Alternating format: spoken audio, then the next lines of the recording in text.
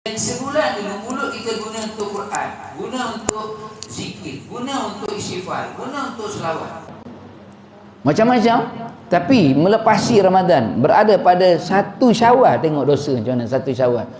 Sebulan mulut baik, tapi pagi Syawal tu lama sangat tak ngata orang. Pagi Syawal tu berimpun datang di masjid, walaupun tak ada bunyi tapi ada gerakan. Tapi bukan sini dah, bukan sini. Dia macam ni. Siapa? Ramadan tak pernah datang. Syawal depan sekali. Pakai pula jubah oren pula tu. Tak apa. Tu jenis kita tu. Jahat ni. Pagi raya tu. Lantaklah dia nak pakai jubah oren ke jubah hijau ke. Jubah putih. Yang penting dia pakai jubah. Jangan tak pakai jubah langsung tak apa. Dia datang surah tak pakai apa. Tu kita bising. Kita pun bising lah macam-macam sebab mulut tak patah. Lepas tu kita bermaaf-maafan lah.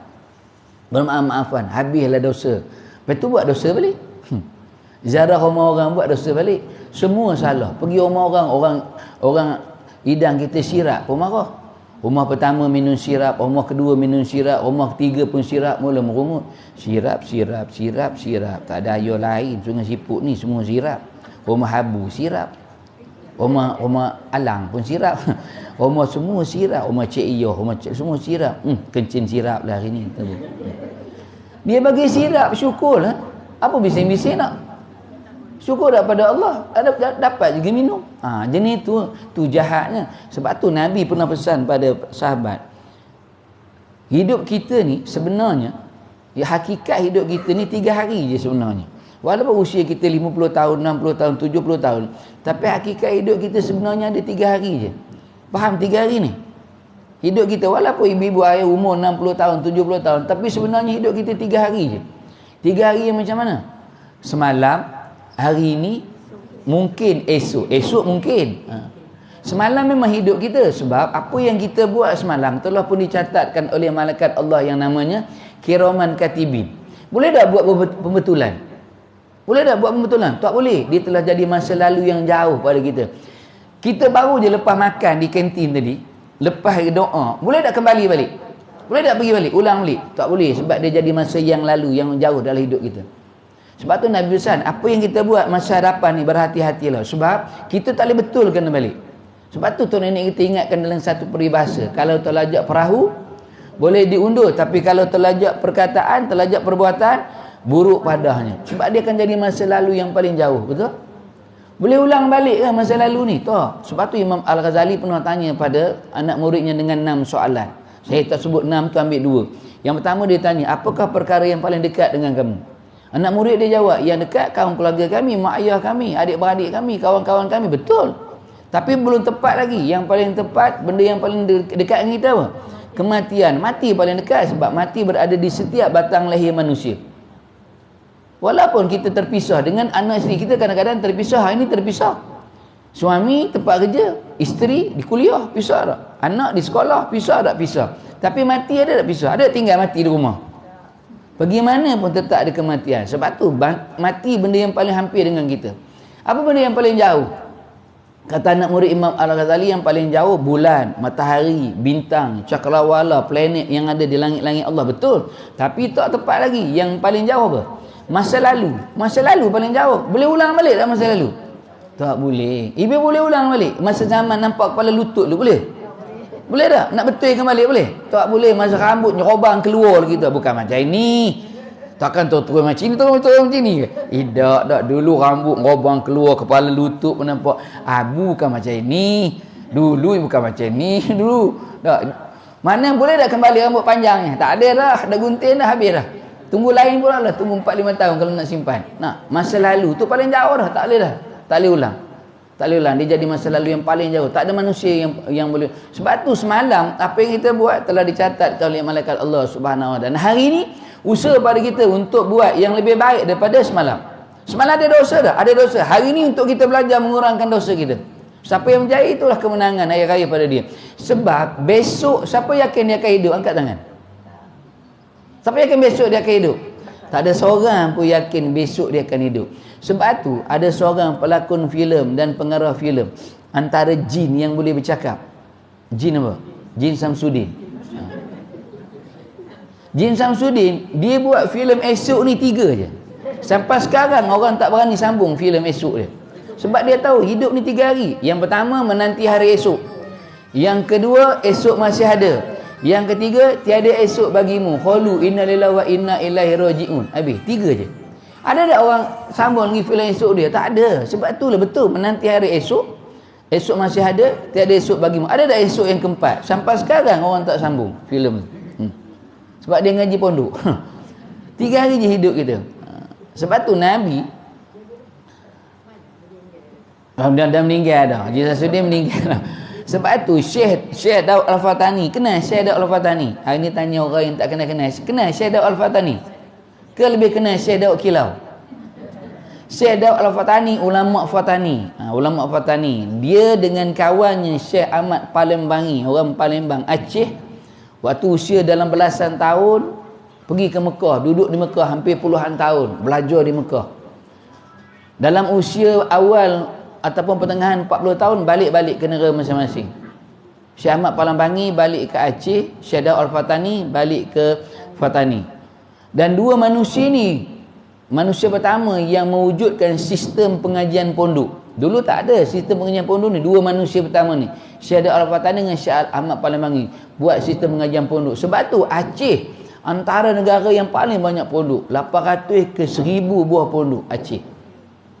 Kemudian di selatan Fatani ada lebih kurang dalam 400 ke 600 buah pondok di selatan Fatani. Dan negeri di Malaysia yang terkesan dengan sistem pengajian pondok ni yang dekat-dekat dengan Thailand. Yang mana? Kelantan.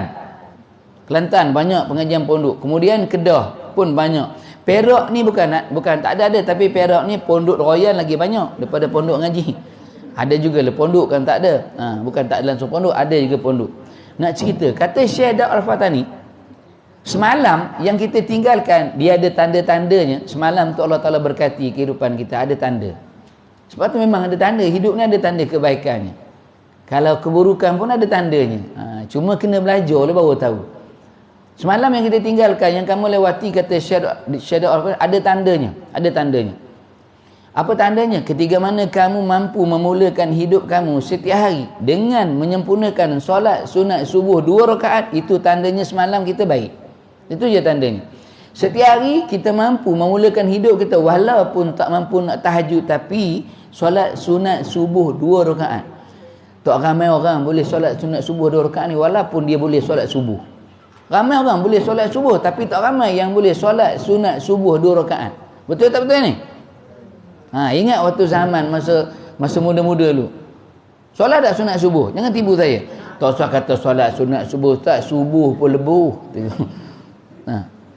Sebab tu jaminan Allah bagi orang yang memulakan solat sunat subuh harinya dengan solat sunat subuh, Allah Ta'ala beri jaminan apa? Segala dunia dan isinya dapat pada kita. Siapa yang buat solat sunat subuh 2 rakaat ni, Bukan senang nak buat tu. Tu jaminan ni. Sebab tu kait lagi pula dalam satu hadis Nabi tinggalkan. Kata Nabi, dalam hidup kamu, kata Nabi, jagalah 4 waktu ni. Kalau kamu jaga 4 waktu ni, Allah akan jaga waktu kamu sampai kamu mati. Daripada kamu hidup sampai waktu kamu mati, 4 waktu ni jaga. Bukan lama pun, sekadar dalam 10-15 minit je. Jaga waktu tu. Kata Nabi, Allah akan jaga waktu kamu sampailah kamu mati. Yang pertama, jagalah waktu kamu, kata Nabi, sekitar antara 10-15 minit sebelum masuknya waktu subuh. Itu yang pertama. Sebab tu kata Syekh Daud Al-Fatani, Nabi besar tadi, untuk apa solat sunat subuh? Kenapa 10-15 minit? Sebab bangun awal untuk sekurang-kurangnya solat sunat subuh 2 rakaat. Sebab tu jarak antara azan dengan iqamat waktu solat subuh ni boleh dipanjangkan sekitar dalam 15 ke 20 minit. Kalau subuh sekarang 5-50 minit, maknanya 6-10 minit, yang itu waktu awal sekali untuk buat solat subuh 2 rakaat. Dalam jarak 20 minit.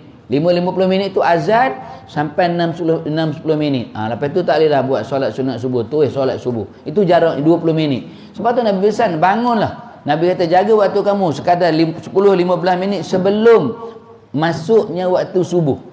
Kalaupun tak mampu bangun tahajud, kalau ibu-ibu ayah-ayah boleh bangun pada awal pada tu dalam pukul 4 setengah lagi, baik lagi, banyak ibadah yang kita boleh buat. Tapi sekurang-kurangnya 10-15 minit sebelum masuknya waktu subuh. Satu. Satu. Yang kedua, jagalah waktu kamu 10-15 minit setelah selesainya waktu subuh. Bukan lepas-lepas subuh bangun terus mencari roti canai, mencari nasi lemak, bukan itu. Tambah-tambah kita yang dah tak ada urusan dunia dah. Duduk sekejap. Kata Nabi, duduk sekejap 10-15 minit. Dan Nabi ajarkan dengan satu istighfar yang boleh kita amalkan sepanjang 10-15 minit, dalam sekadar 10-15 minit tu. Orang yang ada sibuk dengan dunia dia, yang masih lagi ada kerjaya dunianya, ambillah 10-15 minit tu sekurang-kurangnya, kalau pun tak mampu yang lain. Apa istighfar ni? Istighfar yang paling mudah Nabi ajar, astaghfirullahalazim wal muslimina wal muslimat wal mu'minina wal mu'minat. Itu je istighfar ni. Tak payah tulis pun ingat dah. Astaghfirullahalazim wal muslimina wal muslimat wal mu'minina wal mu'minat. Itu boleh tukar wal mu'minina wal mu'minat wal muslimina wal muslimat pun, mana-mana dulu pun boleh tukar istighfar tu. Siapa yang istighfar itu, Allah Ta'ala akan hadiahkan kepada dia. Kita minta istighfar tu diampunkan dosa kita, dosa kaum keluarga kita, mak ayah kita, adik-beradik kita, dan dosa semua umat Islam yang dalam dunia. Sekali je kita istighfar, Allah Ta'ala anugerahkan kita pahala seramai mana umat Islam yang ada dalam dunia. Sekarang ni umat Islam ada berapa? Saya tak ingat, trilion lebih katanya. Maknanya sekali je kita istighfar, Allah Ta'ala anugerahkan pahala seramai mana umat Islam yang ada dalam dunia. Itu baru sekali. Sebab tu Nabi pesan, sekurang-kurangnya pusingan satu tasbih. Paling rendah berapa pusingan satu tasbih ni? 33 kali. Ataupun paling banyaknya 99, 100 kali. Itu je. Takkan itu pun tak boleh. Sekadar 10-15 minit je. Sebelum kita nak memulakan urusan dunia kita. Sekurang-kurangnya istighfar itu. Kalau ada masa lagi kita yang tak ada sibuk dengan urusan dunia, habis je istighfar tu, sambung dengan Quran. Zaman kita ni, akhir zaman ini, Nabi pesan kepada kita, ada 3 surah yang perlu dibaca pada setiap hari. Siang 3 surah, malam 2 surah. Betul, Nabi malam akan baca 2 surah, suatu sejadah dengan suatu mulk sebelum tidur. Kita baca suatu mulk pun alhamdulillah cukup dah tu, 1 surah. Tapi siang jangan lupa baca 3 surah setiap hari, sesuai dengan zaman kita hari ni. Apa dia yang pertama? Surah apa? Suratul Kahfi. Selesai dah ni suratul Kahfi dah? Selesai dah? Jangan tengok saya. Selesai dah suratul Kahfi ni? Kalau belum selesai, kena selesai dengan suratul Kahfi. Kena selesai dengan suratul Kahfi. Kenapa suratul Kahfi? Yang ini untuk menguatkan iman kita dengan Allah Subhanahu. Sekarang ni, ibu-ibu ayah, kuncu-kuncu Dajjal tu dah keluar dah. Cuma Dajjal je belum keluar, tapi kuncu-kuncu dia keluar dah. Apa dia antaranya? Tu Coldplay. Sebut sikit Coldplay tu kan, yang nak buat persembahan bulan sebelah tu. Itu kuncu-kuncu Dajjal tu. Homoseks tu, seks luar tabi'in tu, LGBT tu. Belum lagi ada hadis yang Nabi laknat, yang Nabi sebut laknat pada satu-satu golongan sebanyak 3 kali, melainkan LGBT. Nabi tak suka je kan orang yang berzina, tapi Nabi tak laknat sampai 3 kali. Nabi tak suka dengan orang yang berjudi dan sebagainya, tapi Nabi tak laknat sebanyak 3 kali. Tapi bila sebut LGBT, seks luar tabi'in ni, homoseks ni, Nabi laknat 3 kali. Nabi sebut laknat 3 kali. Maknanya benda tu berat. Kita welcome. Welcome tu boleh pula. Welcome Coldplay. Faham ni? Faham, tapi tak faham juga. Tu. Yang ini kita kabut, yang ini kuncu-kuncu dia ni. Kuncu nak selamatkan iman siapa? Iman kita, leciman anak-anak kita. Sebab yang nak datang tengok tu ramainya siapa? Kita lah, orang Melayu ni, cucu-cucu, ibu-ibu, anak-anak kita tu. Nak, sebab tu baca suratul Kahfi. Sekurang-kurangnya 10 yang pertama, 10 yang akhir. Melainkan pada hari Jumaat, kalau boleh baca keseluruhan ayat, alhamdulillah. 1 suratul Kahfi. Yang kedua, kena baca suratul Yasin. Yasin, bukan Yasin sadaqallahul azim, bukan itu. Bacalah habis 83 ayat tu Yasin. Yasin ni kekuatan kita ke iman. Yasin ni belum ada lagi hadis. Saya tak pernah jumpa lagi hadis yang Nabi sendiri yang memulakan Yasin yang dibaca pada malam Jumaat. Hari ni kita kena kembalikan balik amalan baca Yasin pada malam Jumaat. Yang ini amalan tok guru dulu, ulama dulu, mak ayah kita dulu, tok nenek kita dulu, waktu zaman penjajah, waktu zaman British, waktu zaman Jepun, waktu zaman komunis dulu. Waktu tu yang berada di luar, di jauh di kampung pedalaman, yang bantuan payah sangat nak sampai. Apa besar ulama? Kata ulama, setiap malam Jumaat himpunkan semua ahli qaryah yang ada di kampung tu untuk datang ke madrasah, surau, musola untuk bacakan Yasin pada setiap malam Jumaat untuk minta apa? Kekuatan daripada Allah Subhanahu Wa Taala. Sebab tu saya yakin ibu-ibu, ayah-ayah pernah merasa setiap malam Jumaat dikumpulkan kita baca Yasin tak? Untuk kekuatan, minta kekuatan dengan Allah. Sebab tu tok nenek kita dulu dia berani. Dia lawan penjajah ni dengan parang dia je. Tapi kekuatan dia bukan pada parang tu, keyakinan dia pada Allah Subhanahu Wa Taala. Yasin setiap malam Jumaat. Yang ini kembalikan balik. Tak apalah malam Jumaat tu tak ada kuliah, tapi baca Yasin. Kalau nak ramai lagi orang datang baca Yasin, setiap malam Jumaat tu buat nasi tomato. Buat nasi ayam. Memang ramai orang akan datang baca Yasin. Yang kedua. Yang ketiga, baca suratul Takhabun. Takhabun, tak pernah dengar pun ustaz. Kan no. Mana satu Takhabun? Jangan cari atas siling tak jumpa. Satu Takhabun ni juzuk yang ke-64. Dalam Quran muka surat 556, juzuk 64, muka surat 556. Yusabbihu lillahi ma fis samawati wa ma fil ard. Lahu mulku wa lahul hamdu wa huwa ala kulli syai'in qadir. Itu ayat pertama dia. Suratul Takhabun. Dan kata Nabi, ketika mana dunia ni dilanda dengan wabak penyakit, musibah dan sebagainya, maka beramallah dengan suratul Takhabun untuk dilindungi daripada segala wabak penyakit dan sebagainya. Mana suratul Takhabun kena baca setiap hari. Itu kalau ada masa lagi, kalau ada masa lagi habis je Quran tu, tunggu pula naiknya terbitnya matahari untuk kita melaksanakan dua solat sunat Isyraq dengan solat duha. Lepas tu barulah bertebaran, carilah rezeki masing-masing. Itu kalau ada, itu paling baiknya. Tapi sekurang-kurangnya istighfar tadi pun cukup dah, alhamdulillah. 10-15 minit selepas selesainya waktu subuh. Yang kedua. Yang ketiga, jagalah waktu kamu 10-15 minit sebelum masuknya waktu maghrib. Waktu yang ketiga, 10-15 minit sebelum masuknya waktu maghrib.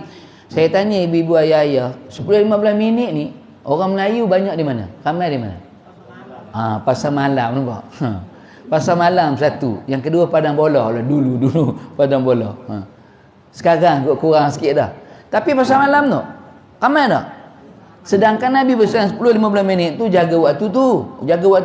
Sebab tu tok nenek kita, mak ayah kita dulu macam mana? Dekat-dekat maghrib tu dia panggil, "Balik!" Dia kata kalau tengah main tu. Ya terkejut sikit pagi ni. Balik dia kata, nak maghrib, balik kita.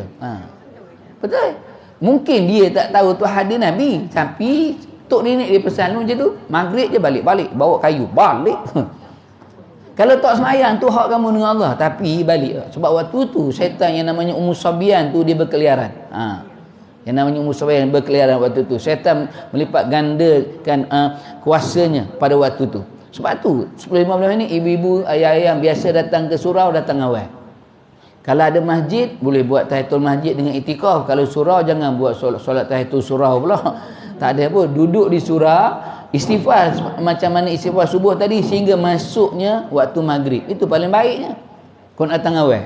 Tu yang ketiga. Yang keempat, jagalah waktu kita sekitar 10-15 minit selepas selesainya waktu maghrib. Selepas selesai waktu maghrib, kalau tak ada kuliah buat apa? Baca Quran tu. Banyaknya buat apa? Jangan tipu ayah-ayah. Sembang. Kita ni tak habis-habis sembang. Tadi sembang dah. Tadi makan di sembang dah. Kuliah. Kalau lepas kuliah orang sembang lagi. Sambil makan. Malam sekarang kalau ada kuliah, selamat. Kalau tak ada kuliah, sembang lagi. Kalau di masjid, sembang sambil makan pisang. Sembang. Habis isyak kan, sambung kat kedai kopi, kedai siang. Sembang banyaknya kita sembang. Bila usia kita 50 tahun, yang dah 50 lah, saya baru 45. Awal 40 saya. Yang dah 50, dah 60, 70. Sekarang ni waktu kita bukan untuk kita banyak ke ibadah kita. Tak, banyak cerita lain. Kalau ibu-ibu ayah boleh banyak ke ibadah, kuantiti dia silakan. Tapi bila umur dah 60, 70 boleh kena ibadah banyak-banyak ni. Cakap jujur saya, dah umur 50, 60. Tak mampu dah. Yang penting sekarang ni bukan daripada kuantiti dia, kualiti ibadah, nilai ibadah tu yang penting ni, nilai ibadah. Nilai ibadah kita macam tadi lah. Kalau sekadar Ramadannya, apa hebatnya Ramadan kita kalau tak boleh dengan puasa Syawal? Kalau tak boleh dengan puasa sunat pada hari Ahad tu apa hebatnya? Kita dah 60 70, nilai ibadah ni yang nak ni, nilai ibadah. Kalau boleh buat kuantiti dia banyak, lagi baik. Tapi yang paling penting walaupun sedikit tapi istiqamah, dan dalam istiqamah tu ada nilai dia. Nilai ibadah ni yang hebat. Takkan nak sembang-sembang lagi. Udah tak ada kuliah, takkan nak sembang. Alah tak apa ustaz, sembang saja, banyaknya sembang. Susah tak sekarang ni, zaman ni susah mana ustaz ni. Tu siapa suruh kamu pilih dia apa? Dah tahu dah dia penipu kan, berpilih faham ni. Nak pandang bersama itu mengut-ungut, pupak-pupak mengut. Amalukum umalukum. Bagaimana amal kamu, itulah pemimpin kamu. Kan Nabi sebut hadis dah. Pemimpin ni bersandarkan dengan apa yang kita buat. Kalau kamu orang yang baik, Allah Ta'ala akan hadirkan di tengah-tengah kamu orang yang baik sebagai pimpinan kamu. Tapi kalau kamu orang yang pecah amanah, rasuah, salah guna, Allah akan lahirkan di tengah-tengah kamu orang yang sama macam kamu. Amalukum umalukum. Tu sesama umur lah. Banyak sangat nak sembang. Kalau tak ada kuliah, saya tanya ibu, pernah tak ibu ayah buat sepanjang hidup ni satu solat yang namanya solat awabin? Pernah buat tak? Sebab solat awabin ni hanya boleh buat antara waktu maghrib dengan isyak je. Lain tak boleh buat. Pernah buat dah solat awabin? Tak pernah dengar solat awabin. Solat awabin lah. Tak tahu tak dia buat macam mana? Nanti balik cari kedai buku. Ada kedai buku agama di Sungai Siput ni, Kuala ni. Beli buku Ustaz Muhaddi Jul. Apa nama buku tu? Panduan Amalan Orang-Orang Soleh. Warna hijau kitab tu. Dalam tu ada cerita macam mana nak buat solat awabin. Solat awabin ni waktunya antara maghrib dengan isyak je. Waktu lain tak boleh buat. Apa waktu solat awabin paling-paling kurang pun 6 rakaat ataupun 8 rakaat. Tu paling-paling kurang. Mudah je 6 rakaat. Apa nama habis je ba'da maghrib buat pertama sekali. Mana solat taubat 2 rakaat. Taubat 2 rakaat. Sebab tu taubat ni buat setiap hari, malam sekali, siang sekali.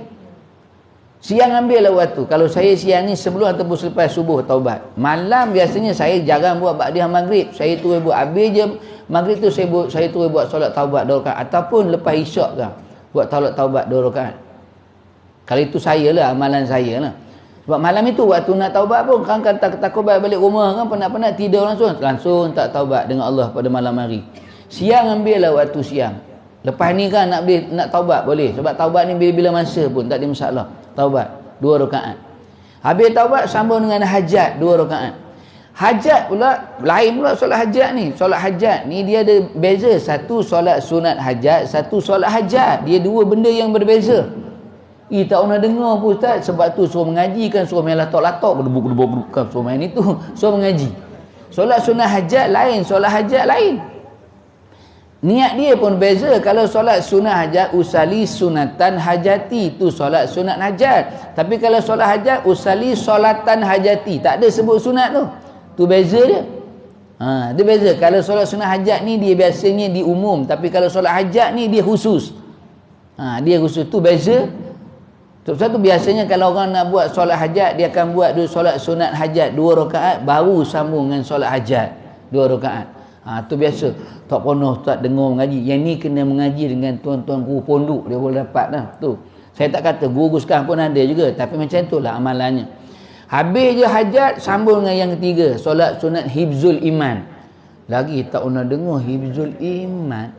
Solat untuk kuatkan iman. Usali sunatan hifzul iman rakaatani lillahi ta'ala. 2 rakaat untuk kuatkan iman. Habis itu doa lah. Nak sambung lagi, sambung dengan lagi 2 rakaat. Apa dia? Solat sunat istikharah. Paling afdal istikharah ni antara waktunya maghrib dengan isyak, bukan tengah malam. Kita istikharah tengah malam, saya tak kata salah. Lepas istikharah tu pula ustaz dia kena tidur atas tikus jadah. Tidur atas katil bodoh, 3 buah, bukan atas tikus sejadah. Ada tidur ke tikus sejadah. Sebab kalau tak tidur ke tikus sejadah, tak dapat jawapannya. Allah bukan bagi jawapan semua dalam mimpi. Bukan semua dalam mimpi. Kadang dalam kehidupan kita Allah Ta'ala bagi jawapan dah. Sebab tu lama setiap hari dia buat solat istikharah. Sebab setiap hari kita akan bertemu dengan pilihan. Apa pilihannya? Pagi ni ibu-ibu bertemu dengan pilihan. Sama ada nak datang surau duduk dalam kuliah ataupun nak duduk membongkang di rumah. Itu pilihan. Kalau malam ini ada lagi kuliah, pilihan lagi. Nak datang lagi malam ni ataupun pagi tadi dah datang dah, udahlah sekali. Itu pilihan. Pilihan memang Allah Ta'ala datang kepada kita setiap hari, setiap masa. Sebab tu ulama dibiarkan pilihan itu, Allah yang buat pilihan. Sebab bila Allah buat pilihan, pasti akan terbaik bagi manusia. Kalau kita buat pilihannya macam mana? Kalau kita ni buat pilihan, cakap betul-betul. Siang ni dah ada kuliah, malam kan ada kuliah, nak datang tak? Siang tadi. Setan pun sebut, udah dah tu. Siang tadi pun pahala dah 100,000 dah. Malam bagilah peluang pada orang lain. Pergilah mana-mana, carilah rumah terbuka mana. Iya juga ya Tan. Habis Sebab tu Allah Ta'ala dia buat pilihan. Bukan kita, tapi pilihan Allah. Betul tak salah? Kita akan buat solat sunni arah bila ditemukan dengan dua pilihan. Yang mana nak pilih? Antara Ukasha Sandros dengan Nilidia Sandros. Tak boleh pilih dah sebab dua-dua dah kahwin. Yang mana nak pilih antara Aida Jebat dengan Emma Maembong? Tak boleh pilih, dua-dua dah kahwin juga. Dulu boleh pilih. Yang boleh pilih ada lagi. Yang mana nak pilih antara Aina Abdul, Ara Johari, Nabila Razali? Yang mana nak pilih? Ustaz ni kenal sebab saya pun artis. Kan? Sebab tu saya tahu nombor telefon semua ada dalam ni. Lepas ni nak bagi kat Abu lepas ni. Itu pilihan tak? Yang itu. Habis je ibu ayah-ayah dah buat solat sunat awabi ni. Kalau nak sembang, pergilah sembang. Tak apa, pergilah sembang. Nak pergi sembang. Tapi ambillah 10-15 minit dengan solat-solat awabi. Apa ganjaran dia? Apa fadilat dia? Kata Nabi, orang yang buat solat-solat awabi ni, ganjarannya menyamai dengan 12 tahun pahala ibadah. Buat lebih kurang 6 ataupun 8 rakaat, pahalanya menyamai dengan pahala 12 tahun ibadah. Kalau lah sebulan buat 10 kali, kalau tak ada kuliah lah. Kalau tak ada kuliah, maknanya 10 kali buat sebulan, maknanya ada 120 tahun pahala ibadah. Betul? Sebab sekali 12 tahun, 10 kali ada 120. Campur pula dengan malam Lailatul Qadar baru ni. Ramadan 80, 200 tahun pahala ibadah. Lepas tu tak payah buat apa, nerap je di rumah. 200 tahun pahala ibadah, suruh rumah picit je. Abang tak pergi kuliah. 200 tahun pahala ibadah dah. Tunggu lagi 200 tahun boleh datang surah balik. Punyalah banyaknya dah. Faham ni? Ya Allah, banyaknya Allah nak bagi pada kita. Itu pun nak sembang juga, makan pisang lagi. Iaitu masa 10-15 minit setelah selesainya waktu maghrib. Itu je 4 waktu. Boleh ni? Dah boleh tak buat ni? Tak, sebut mudah tak? Ibu-ibu boleh buat, ayah boleh. Tapi bagi kami yang jadi ustaz, yang dia penceramah ni, bila nak buat solat awabinya? Kalau dah setiap malam pergi ngajar. Saya setiap malam, Ustaz Munawi ke Ustaz Farhan yang ada di sini, Ustaz Syahzan ke, semua maghrib tu waktu kami mengajar. Tu bila nak buat solat awabin? Kita niatlah, ya Allah, jadikanlah ini sebagai pahala awabin kami, ya Allah. Ini yang mampu kami yang mampu kami buat. Melainkan kalau cuti, kalau kuliah ditangguhkan, kalau teringat, kerana lupa juga. Mana ibu-ibu ayah yang ada peluang, buatlah. Ambillah peluang tu untuk tambah-tambahkan nilai kualiti ibadah kita dengan Allah Subhanahu Wa Taala. Yang itu sebut, yang pertama disebut sebagai hari raya yang mana? Manusia yang mampu mengurangi dosanya pada setiap hari, itulah hari raya, itulah kemenangan. Dah 10.30 dah. Kejap je, baru satu je. Nak berhenti pukul apa 10.30 kan? Dah baru satu je. Mana satu tu je ambil sejam. Kalau 6 jam, bayar untuk sejam. Yang kedua, yang disebut hari raya. Yang kedua, kemenangan. Yang kedua, ketiga mana? Manusia itu matinya beriman dengan Allah. Itulah kemenangan. Faham? Apa guna kalau raya sebulan tapi mati bukan beriman dengan Allah? Raya ke bukan? Taklah raya namanya, faham ni? Mati beriman dengan Allah itu hari raya lah. Kemenangan lah pada kita. Walaupun kita raya tak sama dengan orang lain. Orang lain raya semua serba baru. Kita tak ada apa pun. Kuih pun tak ada pun. Tapi Allah pilih kita mati beriman dengan Allah. Menang ke kalah? Menang lah, itulah hari raya namanya. Mati beriman dengan Allah, itulah hari raya. Kemenangan bagaimana? Sebab mati beriman ni bukan mudah. Sebut je. Semua orang nak mati beriman. Saya, tuan-tuan, ibu ayah, semua nak mati beriman. Kita minta pada Ya Allah, matikan kami dalam keadaan husnul khatimah. Kami takut mati dalam keadaan su'ul khatimah. Dan Nabi ajarkan pada kita, antara yang boleh kita usahakan untuk mati beriman dengan Allah, ulama beramal dengan satu doa, dengan satu ayat dalam Quran yang disebut sebagai ayat-ayat doa. Pada setiap kali dalam doanya setelah selesai solat, paling-paling kurang pun baca sehari sekali, sama ada subuh ataupun maghrib. Paling baiknya baca 5 waktu tu. Dalam suratul Fajr, ayat yang ke-27, 28, 29, 30, suratul Fajr. Kan dalam Quran ada dua ayat yang bunyi surahnya hampir sama. Satu suratul Fajr, satu suratul Fajr. Bezanya itu je. Suratul Fajr ini, kalau ibu-ibu, ayah-ayah nak beramal untuk buat air selusuh. Tahu air selusuh? Ada ke yang mengandung sini? Manalah ustaz. Mana tu ada anak-anak yang mengandung. So suami tu beramal dengan air selusuh kan. Air selusuh itu dan suratul Fat. Ayat 1 sampai ayat 7 tu antaranya. Kalau nak buat ayat selusuh. Kemudian suratul fajr. Suratul fajr wal fajr. Ayat 27, 28, 29, 30. Ayat yang mana? Kalau saya sebut memang suratul fajr semua ibu-ibu ayat tak ingat, tapi bila saya baca ayat tu, oh ini ke ayatnya ustaz, biasa dengar cuma tak beramal ni. Ayat yang mana? 27, 28, 29, 30. Ya ayatuhan nafsul mutmainnah irji'i ila rabbiki radiyatan mardiyah fadkhuli fi ibadi wadkhuli jannati. Ulama dia beramal dengan ayat disebut, diangkat sebagai ayat doa. Sebab tu Quran ni antara rahsianya antara ayat-ayat yang disebut sebagai ayat doa dalam Quran tu banyak. Nanti kita kongsikan ya, ayat-ayat disebut sebagai ayat doa dalam Al-Quran. Ulama beramal dengan ayat tu, minta pada Allah, wahai jiwa-jiwa yang tenang, kata Allah, kembalilah kamu pada aku dalam keadaan yang tenang. Dan orang yang beramal, orang yang mati beriman dengan Allah, Allah akan jemput kita dalam suasana yang penuh dengan kelembutan, kasih sayang, kemesraan. Allah Ta'ala panggil kita. Allah Ta'ala panggil, marilah balik, kata Allah. Marilah balik, cukup-cukuplah kamu dah lama dah dekat Sungai Siput tu, 60 tahun dah, 70 tahun. Marilah balik bertemu dengan aku, kata Allah. Kamu tak rindu ke untuk bertemu dengan aku? Siapa yang rindu bertemu dengan aku lebih rindu untuk bertemu dengannya, kata Allah. Tapi kalau orang yang tak rindu dengan aku pun tak ada kerinduan untuk bertemu dengan mereka, kata Allah. Kamu tak rindu ke dengan aku? Cukuplah 70 tahun, mari balik, kata Allah. Aku sambut kamu dengan penuh kasih sayang. Dengan penuh aku sediakan satu istana bagi kamu di syurga. Marilah balik, kata Allah. Mari cukup-cukup kat dunia. Nak balik tak kalau Allah Ta'ala panggil macam tu? Nak balik tak? Nak balik tak? Tak nak balik? Allah Ta'ala panggil dengan penuh kelembutan, nak balik tak? Baliklah. Allah Ta'ala marilah balik, kata Allah. Tapi kalau Allah Ta'ala panggil, marilah balik, kata Allah. Kalau panggil itu nak balik? Takut. Tahu pun takut. Sebab tu ulama beramal. Itu sebab kita nak mati beriman dengan Allah Subhanahu. Banyak lagi lah yang Allah nak ajarkan pada kita. Apalagi Allah Ta'ala nak ajarkan pada kita untuk mati beriman dengan Allah. Ada 6 perkara yang Nabi ajarkan pada kita.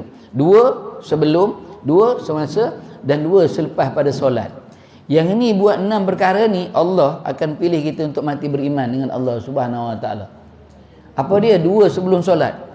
Yang pertamanya berwuduk dengan sempurna. Tu yang pertama, berwuduk dengan sempurna.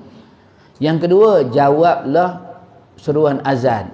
Seruan azan ni suruh jawab, bukan suruh sembang bodoh tu. Kita ni waktu orang azan, waktu tu kita banyak je sembang. Tadi dah makan pisang sembang. Azan sembang, sembang. Betul. Yang zahirnya kita dengar panggilan tu datang pada muazzin Bilal, betul. Tapi yang hakikat, yang tersirat, yang tersurat, panggilan tu datang pada siapa? Allah. Allah panggil, hayya 'alas solah, kata Allah, marilah semayang. Hayya 'alal falah, marilah menuju kejayaan. Allah ajak menuju kejayaan pun tak nak pergi. Marilah semayang, kata. Betul yang zahirnya yang panggil itu Bilal. Hayya 'alas solah, kata Bilal. Dalam hidup kita hanya akan dapat 3 panggilan. 2 panggilan belum pasti, tapi 1 panggilan pasti. Apa 2 panggilan yang belum pasti? Yang pertama panggilan azan. Tak semua orang dapat panggilan azan walaupun telinga dia mendengar. Orang yang dapat panggilan azan ni, bila dia dengar azan yang dilakukan, dia usaha untuk menyempurnakan satu ibadah yang namanya, satu kefarduan yang namanya solat. Itu orang yang dapat panggilan azan. Tapi ada tak orang yang dapat panggilan azan, dia dengar, dia tak semayang? Ada tak? Ada? Dia duduk kedai kopi, azan. Habis je azan, minda balik. Semayang hidup je. Maknanya dia tak dapat panggilan azan walaupun dia dengar. Ada sahabat kita yang tak dengar, bisu dan tuli, pekak tak? Tapi dia semayang. Sebab dia dapat panggilan azan dalam bahasa dia, yang cara dia, Allahu Akbar, Allahu Akbar. Dia tahu azan, dia semayang. Maknanya dia lebih baik pada orang yang boleh dengar, yang tak semayang. Yang kedua, panggilan umrah, panggilan haji. Tak semua orang dapat, kita alhamdulillah lah. Ada antara kita yang dapat panggilan haji, alhamdulillah. Ada orang tak dapat walaupun duit cukup, badan sihat, tak dapat panggilan haji. Tapi ada orang yang duit tak bercukup, badan tak bersihat, tapi dapat panggilan haji. Dapat panggilan. Sebab itu ada yang dapat, ada yang tak dapat. Yang ketiga, yang ni wajib dapat, panggilan maut. Ada sini yang tak dapat? Ada? Kalau tak dapat, kita kongsilah ilmu ni. Bukan tak dapat, tak, belum dapat, tapi pasti dapat. Yang tu nombor 3 tu pasti dapat. Itu je. Sebab tu yang kedua, jawablah panggilan azan. Yang kedua. Yang ketiga, apa dia? Rebut saf yang paling depan. Rebut saf yang paling depan. Yang ketiga, bila sebut saf yang paling depan, kena datang awal. Yang keempat, jangan menyamakan ataupun mendahului perbuatan dalam solat tu daripada tu imam. Maknanya sama pun tak boleh, apatah lagi kalau kita dulu pada tu imam. Tu imam lambat sangat, tu imam kita tunggu lama. Tu imam kami tunggu waktu ni lah, tayak akhir tu kami tunggu. Walau macam mana dia lambat pun tak boleh dulu pada dia. Walaupun dia lambat macam mana. Yang keempat. Yang kelima, jangan mengubah posisi kedudukan sehinggalah tu imam mengubah posisi kedudukan ketika dibacakan Allahumma antas salam. Melainkan kalau orang yang dalam darurat. Darurat macam mana? Tumit dia orang duduk. Kaki dia. Kita ni tayak air tak tayak air. Sengit. Bukan badan sengit, kepala-kepala pun sengit. Tak tahu mazhab mana tu. Asal tayak air je. Sengit. Lepas tu bila dah habis salam, elok pula tegak balik kepalanya. Dia masa-masa tayak akhir. Tu bukan khusyuk dah tu. Lebih pada khusyuk dah tengkuk. Lepas tu pula dah lah sengit, lepas tu bagi salam, masih lagi tunduk pula. Assalamualaikum warahmatullahi wabarakatuh. Assalamualaikum. Tak payahlah tunduk bodoh. Tunduk tu tunduk Jepun. Jepun dah lama balik dah. Dia bawa dah.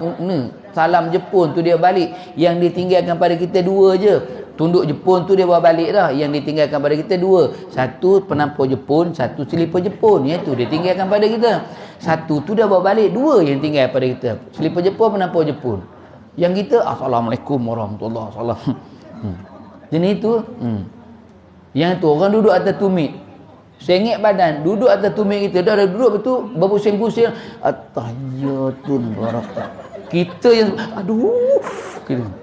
Yang itu boleh. Lepas aja tahiyat akhir tu, ubahlah tempat. Tengok lu tumit, bengkok dah. Yang itu boleh ubah. Tapi kalau duduk dalam keadaan selesa, jangan ubah posisi kedudukan. Sehinggalah imam ubah posisi kedudukan. Yang kelima. Yang keenam ni berat sikit. Yang keenam ni, jangan meninggalkan masjid surau selagi mana tu imam belum meninggalkan surau masjid. Habis Ustaz, kalau tu imam tidur di masjid, tidur dengan tu imam. Apa susah? Tidur ramai-ramai dengan tu imam. Peluk tu imam. Bukan macam itu maksudnya. Maksudnya yang keenam tu, jangan keluar daripada jemaah. Jangan tinggalkan sebelum diselesaikan dengan doa. Doa berjemaah ni, doa tu diaminkan oleh malaikat. Malaikat ni amin, dia makbul. Ambil lah. Kita Allah. Assalamualaikum lari tu doa lah dulu. Kalaupun tak boleh nak hafal doa panjang-panjang, hafal doa yang paling pendek, ibu segala doa. Yang mana? Rabbana atina fid dunya hasanah wa fil akhirati hasanah wa qina azabannar. Itu je ibu segala doa. Sebab tu tuan-tuan pergilah ke mana pun. Tadi baru saya doa tadi, orang semua lambat ni tu imam, cepat rezeki orang lapuk. Rabbana banyak tu, bila Rabbana atina fid dunya hasanah. Rabbana hablana banyaknya. Kita macam tu lah. Sejuk kambing perap tu kat luar tu imam Rabbana 2 hari dah doa tak berhenti. Sebab tak jumpa Rabbana atina fit. Lega kita kan baru jumpa je tengok kan, tak jumpa Rabbana atina. Sebut je Rabbana atina, tuan-tuan bayang lepas ni boleh makan kedai dah makan. Itu ibu segala doa. Takkan itu pun tak boleh. Saya Ustaz Arab ni memang tak boleh, tak faham. Kalau tak boleh Arab, doa Melayu. Doa Melayu Allah tak terima tak? Terima doa Melayu, doa bahasa apa pun Allah Ta'ala terima. Allah Ta'ala tahu semua bahasa. Apa susah? Saya waktu mengajar orang asli dulu, bukan asli Sungai Siput, orang asli Jalan Cameron Highlands, Simpang Pulau tu. Saya mengajar di situ 5 tahun, tahun 2000 sampai 2006. 2006 baru masuk ke sekolah agama, tukar, tak lalu mengajar orang asli, dia lagi pandai. Tu. Dia kata, Ustaz boleh dah cepatkan doa ke Ustaz, doa panjang sangat, sama je doanya. Rabbana dia kata. Doa lah pendek ke Ustaz, doa pendek macam mana? Ya Allah, macam biasa lah, macam selalu, amin. Dah, itu je dia kata. Yang Ustaz doa pun sama je, daripada solat subuh sampai solat maghrib, Ustaz minta sama je kan, sama je. Habis minta lah ke Allah, ya Allah macam biasa lah, macam selalu, amin. Dah, keluar. Tu boleh? Boleh tak? Boleh? Tuan-tuan try malam ni. Tu imam habis je wirid, tuan nak doa tanya, makmum semua sama ya? Sama. Ya Allah, sama semua malam ni. Amin. Dah. Allah Ta'ala faham tak? Faham tak? Allah Ta'ala faham. Tapi jangan buat macam tu. Nanti orang tanya siapa ngajar? Ustaz Ridwan. Ustaz Ridwan ni yang ipuh jaib tu ke? Kalau ulu lepas ni. Tukar. Itu tak ada lah kuliah Sungai Siput lah. Itu cerita dia lah, pandai dia. Dia berwuduk, dia ambil 3 wuduk sekali. Kita ambil sekali je. Dia ambil 3 set lengkap. Habis wuduk yang pertama, dia ambil yang kedua. Habis wuduk yang kedua, ambil yang ketiga. Bila tanya, kenapa ambil sampai 3 kali wuduk? Sekali cukup. Dia kata, Ustaz jangan marah Ustaz. Nanti kalau tengah semayang, terbatas. Ada lagi 2 wuduk. Tak payah ambil lain. Lagi terpelik. Tu lagi dia cerdik. Tuan-tuan jangan buat macam tu pula. Tu imam dah terkentut. Yang makmum, subhanallah. Subhanallah. Tu imam. Ada lagi 2. Lagi jenuh. Tu lagi jenuh pula tu dah. Mana tu cerdik dia. Betul Ramadan ni sebab saya berhenti. Dia tanya, Ustaz, boleh tak kalau kita berbuka awal sikit? Awal macam mana? Awal seminit je. Saya kata tak boleh sebab puasa ni mulanya waktu subuh, kemudian akhirnya waktu maghrib. Ustaz minta lah dengan Allah cepat seminit je, takkan berkira sangat dia kata.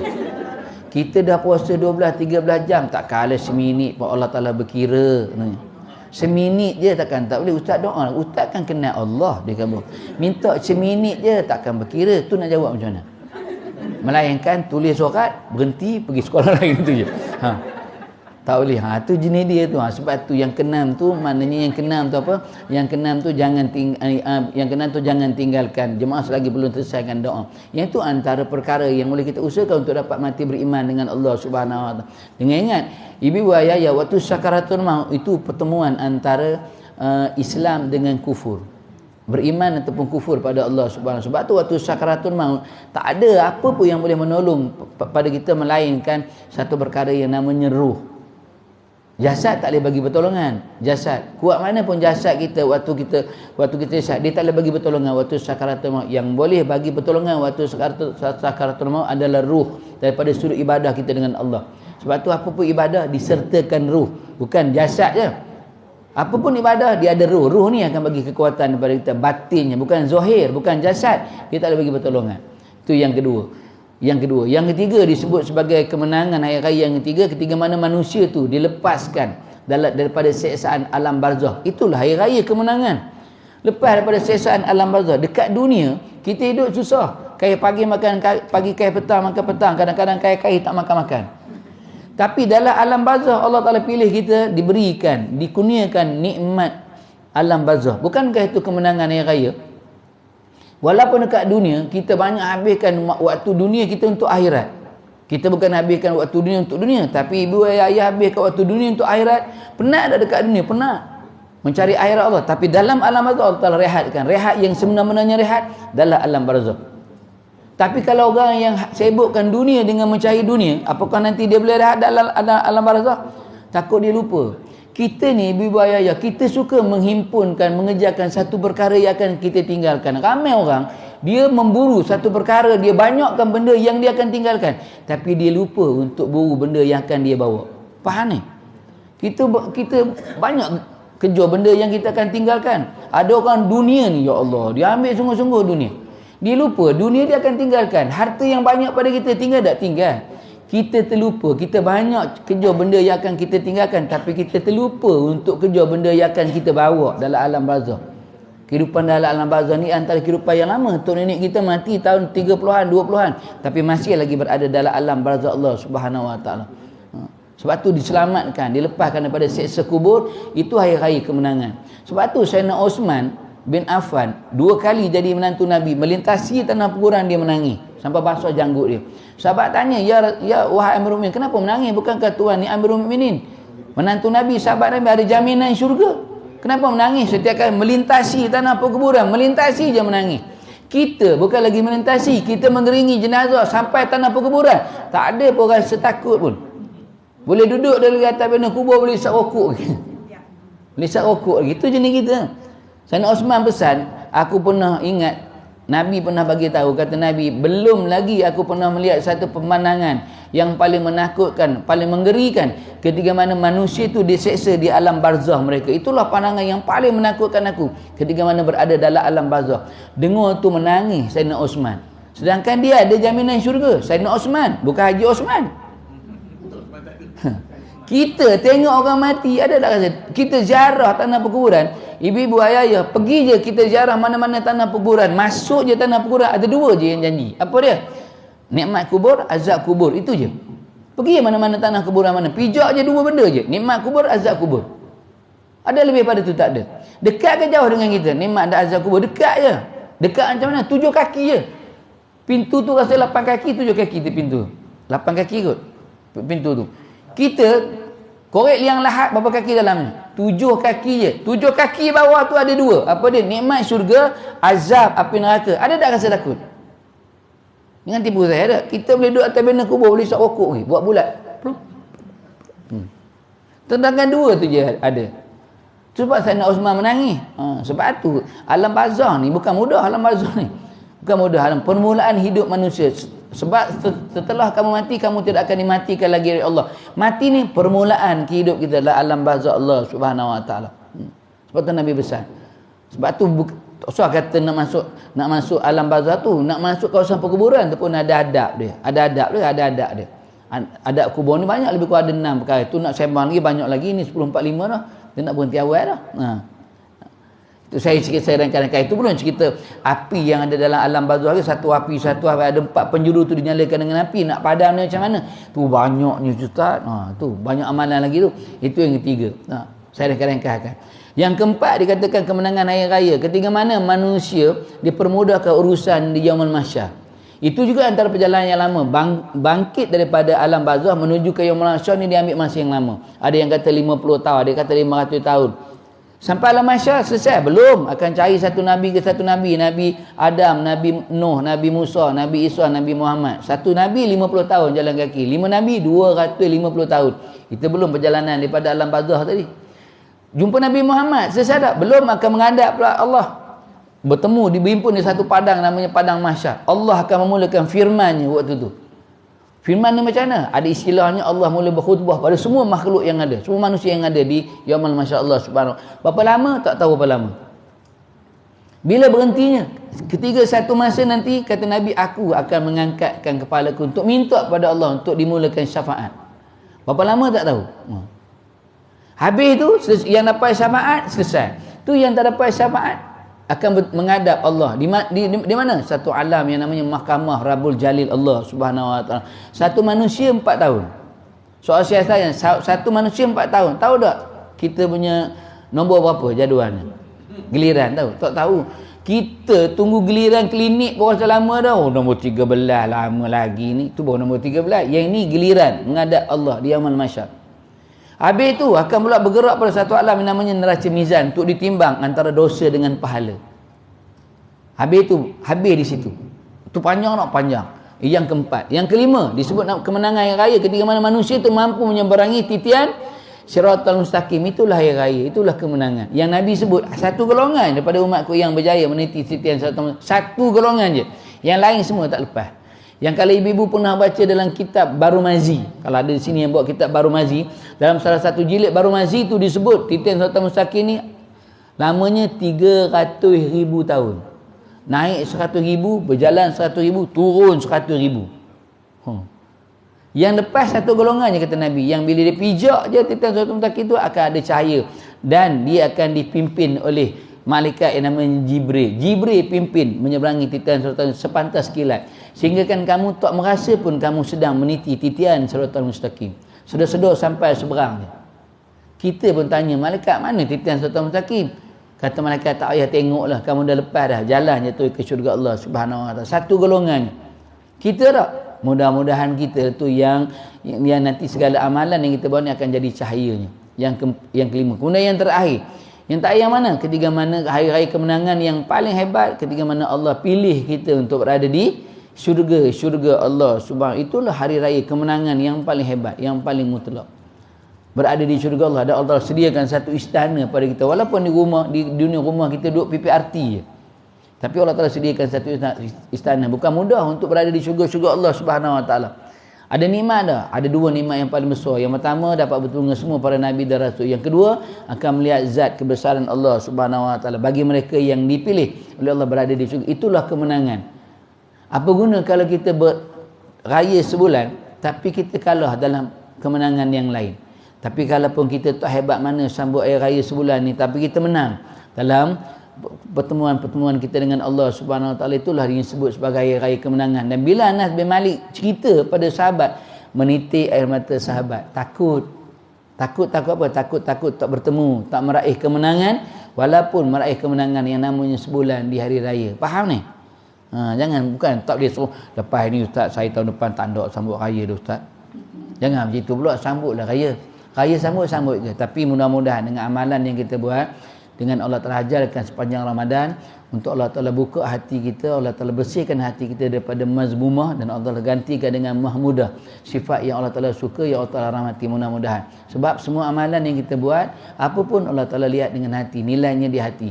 Sebab tu jangan percaya pada satu istilah yang orang hari ni pegang. Istilah tu apa dia? Ustaz, walaupun mulut dia jahat ustaz, tapi hati dia baik. Betul ke ni? Betul ke? Dia mulut dia nampak jahat ustaz, mulut dia tapi hati dia baik. Betul ke? Mana mungkin orang yang hati dia baik mulut dia jahat? Kenapa mulut dia jahat? Sebab hati dia jahat. Sebab hati dia jahat. Kalau hati dia baik, pasti mulut dia baik. Habis dia pupai-pupai sebab hati dia jahat tu. Sebab hati dia kotor. Sebab tu, apa yang kita buat, kita minta pada Allah, untuk Allah Ta'ala bersih. Sepanjang Ramadan, antara yang kita nak minta, Allah Ta'ala keluarkan. Mazmumah ni keluar semua. Allah Ta'ala letakkan mahmudah, sifat-sifat yang diredai oleh Allah Subhanahu wa ta'ala. Mardatilah daripada Allah Subhanahu wa ta'ala. Tu yang boleh kita, 10.45 dah lebih 15 minit dah. Lepas ni ada program lain pula. Tu sebab tak boleh kuliah lah. Kalau tak ada stop tu, payah sikit tu, kena stop jugalah. Berhenti di situ ibu ayah yang dalam mata Allah. Kita tak buka kitab pun tak apa. Yang penting duduk dalam kuliah atas sekolah majlis ilmu. Wallah alam, berhenti di situ. Kalau yang yang berminat yang nak beli minyak kasturi tu, pada saya dah bawa. Dulu kalau tak sempat, kalau ada yang ini dia lain sikit. Kalau nak pakai kena buat lam alif di tangan, kemudian pakai. Tak kira lah pada siapa pun, pada apa sakit pun boleh. Anak-anak cucu kita yang menangis malam tu, sapukan di mata untuk mudah dia tidur dan sebagainya. Anak-anak ibu-ibu yang ada di sekolah-sekolah agama, bekalkan dengan satu. Sebab yang ada tu kalau pakai, insya-Allah dia akan tindak peristiwa dan sebagainya. Kalau nak tahu apa yang ada dalam badan kita masing-masing, lepas pakai tu sedut sikit. Nak tahu apa yang ada dalam badan kita, ada hantu kapcai kan, hantu boncing kan, hantu mana ada. Kalau nak beli ada, saya bawa ada. Stok tak berapa banyak lah yang ada. Kalau tak nak beli pun tak apa, itu promosi je, bukan wajib beli. Dan kalau beli jangan yakin pada minyak tu, tapi yakin pada Allah Subhanahu wa ta'ala. Wallahu a'lam. Berhenti di situ, masih dalam suasana yang raya. Sama air raya, maaf zahir batin, ampunkan segala dosa, leraikan segala apa yang ada. Kita hubungkan kembali ukhuwah silaturahim yang terputus untuk kita panjang-panjangkan. Sebab antara penyebab ibadah kita ditolak bila kita memutuskan hubungan silaturahim antara kita. Wallahu a'lam. Berhenti di situ. Kesempurnaan milik Allah. Kelemahan kekurangan sifat kita sebagai manusia biasa ditangguhkan dengan tasbih kifarah dan suratun subhanallah.